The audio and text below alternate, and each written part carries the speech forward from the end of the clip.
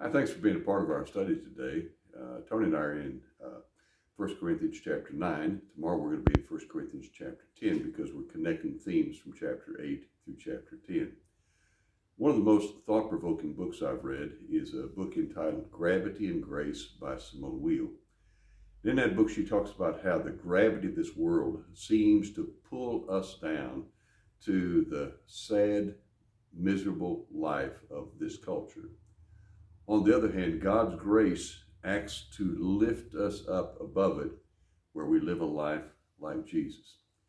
Now, the problem in Corinth was the church was being influenced by leaders, probably some of the wealthy members of the church, who said they had knowledge, but Paul would have said it is so-called knowledge.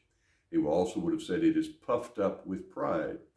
At any rate, those leaders were leading the rest of the church to embrace and to compromise in the gravity of what was going on in Corinth. Paul used himself in chapter 9 as an example.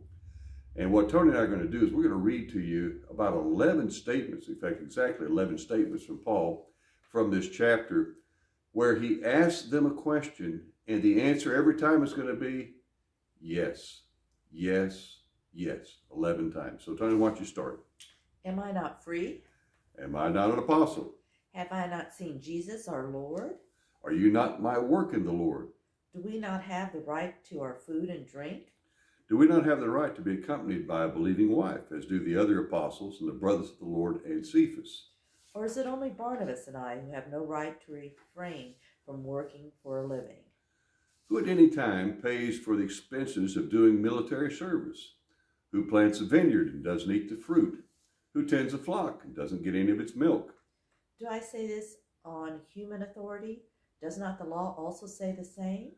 If we sow spiritual goods among you, is it too much to reap material benefits? If others share this rightful claim on you, do we still more? So the answer to every one of those questions was yes, yes, you have this right. Yes, you have this privilege. Yes, you ought to get this. But Paul is going to turn it around and say, that's not the way it's going to be. Paul is not going to be involved with the prestige-oriented self-seeking of the Corinthian mentality. If he were writing today, he could say the same thing about America. But rather, he is going to talk about self-giving, loving service in honor of Jesus Christ and for the good of the church. The gravity of the leaders pulled people down. Paul's goal was to lift them up, to live a life like Christ. So Paul was entitled to preferential treatment. But if he took advantage of those rights, he knew he would be destructive to the church.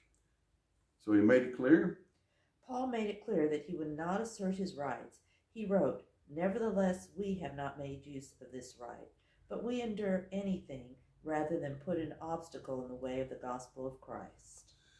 The good news of Jesus turns the world upside down. Gravity is such a powerful force in the world, it seeks to pull everybody into its vortex and drag them down to the common denominator of just the junk of this world.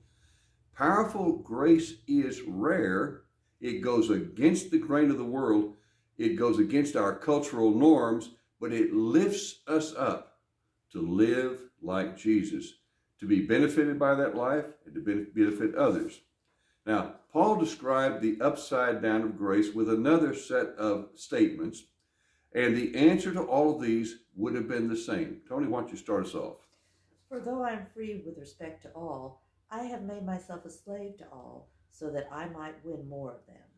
Just say, for him to say, I have made myself a slave, would have been shocking, because teachers were supposed to be paid, teachers were to be pampered by their patrons, and for Paul to say, I've made myself a slave, was to put himself on a very low level.